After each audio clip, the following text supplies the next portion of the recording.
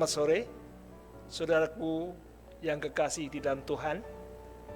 Marilah kita setelah beraktivitas, bekerja sepanjang hari, sore ini kita datang kepada Tuhan untuk mendengar firman-Nya. Mari kita awali dengan doa. Maha besar Tuhan Allah Bapa kami dalam sorga, kami bersyukur dan terima kasih untuk segala penyertaan dan berkat-Mu sepanjang hari kerja kami. Dan pada saat ini Tuhan, kami datang kepadamu, kiranya Roh Kudus-Mu boleh menuntun hati pikiran kami, bila mana kami mendengar firman Tuhan yang menjadi kekuatan bagi kehidupan kami di dalam dunia ini. Memberkati kami semua Tuhan, mohon ampun dosa kami, dalam nama Tuhan Yesus kami berdoa.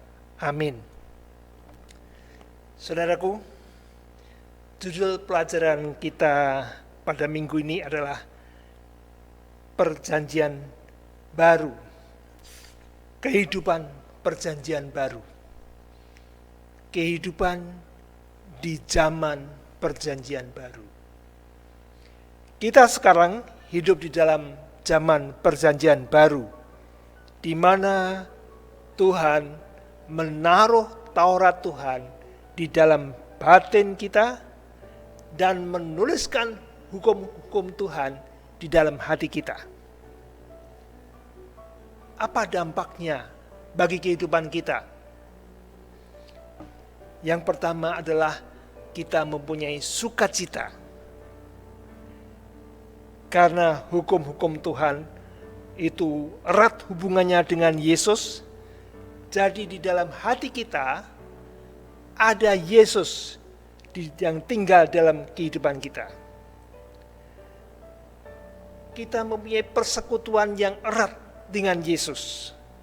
Dan itu menciptakan satu hati yang baru. Hati yang baru. Kehidupan kita dirubah. Hati kita dirubah. Yang dulunya tidak sabar, pemarah, curiga, iri, dengki, dirubah hati kita. Pemikiran kita baru dirubah. Yang dulunya hanya memikirkan perkara-perkara duniawi yang sia-sia. Tetapi kita sekarang mempunyai pemikiran-pemikiran yang maju.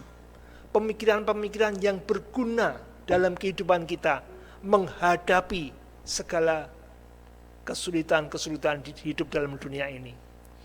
Kemudian angan-angan baru. Kita mempunyai pengharapan di balik kesengsaraan dunia ini, satu surga disediakan bagi kita. Dan kita mempunyai tujuan-tujuan baru.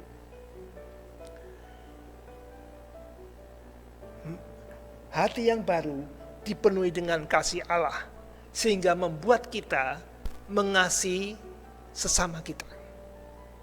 Yang kedua, karena kita hidup di dalam perjanjian baru, kita bebas dari rasa bersalah. Bila kita ingat dosa-dosa kita masa lalu, kita malu mengapa kita lakukan waktu itu.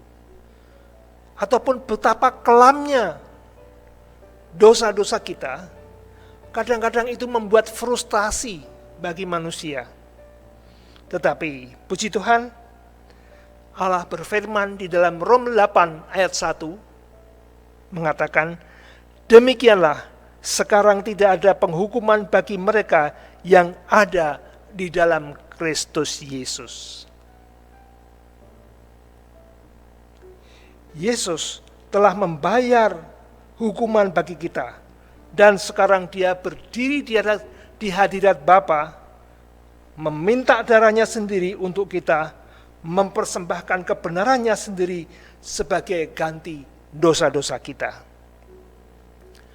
Banyak orang yang tidak menyadari atau tidak tahu apa tujuan hidup di dalam dunia ini. Tidak tahu apa yang harus dilakukan. Tidak tahu memanfaatkan waktu yang singkat dalam dunia ini. Tidak tahu bagaimana menggunakan hidup ini sebaik-baiknya, sehingga hidup mereka menjadi sia-sia. Ibaratnya seseorang diberikan setumpuk buku-buku ilmu pengetahuan yang sangat berguna dalam kehidupan, tetapi dia tidak pernah membaca. Malah dia gunakan untuk apa? Membuat api, cetek geni. Jadi hal yang sangat bermanfaat, berguna, disia-siakan. Tetapi saudara dan saya adalah orang Kristen perjanjian baru. Kita tahu apa maksud dan tujuan hidup ini. Allah menginginkan kita mempunyai kehidupan yang kekal di sorga. Dan Dia telah rela membayar tebusan bagi kita. Tetapi kehidupan kekal itu, walaupun itu nanti, tetapi sekarang ini, saat ini, Tuhan juga memberikan kehidupan yang berkelimpahan. Ya.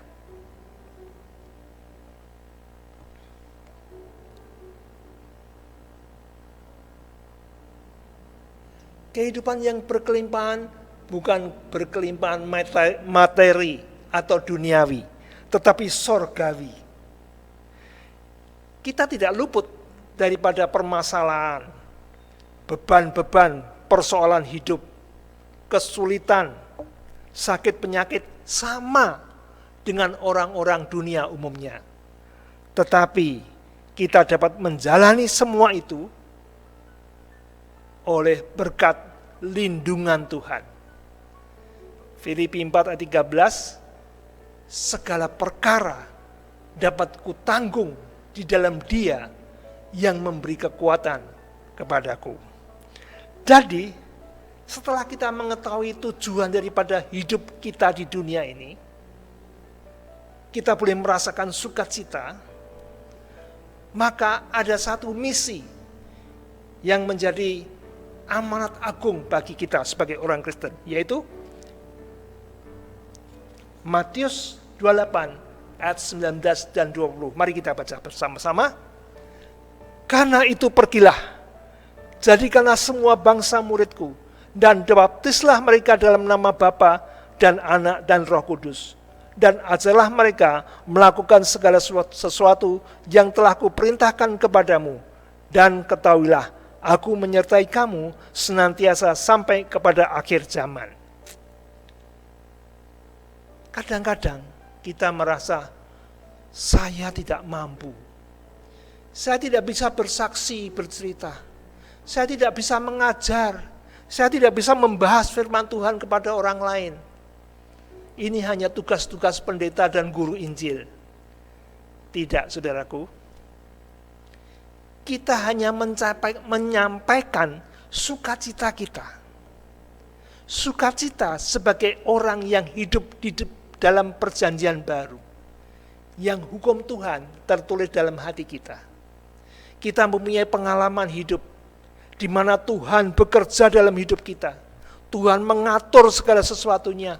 Tuhan memberikan kesembuhan, mujizat saat kita menghadapi pencobaan atau kesulitan. Itu kita ceritakan. Itu namanya kita sudah apa? Mengajak orang-orang untuk mengenal Tuhan. Demikianlah firman Tuhan pada sore hari ini. Kita mempunyai kehidupan yang sukacita, kita bagikan kepada orang lain. Tuhan memberkati.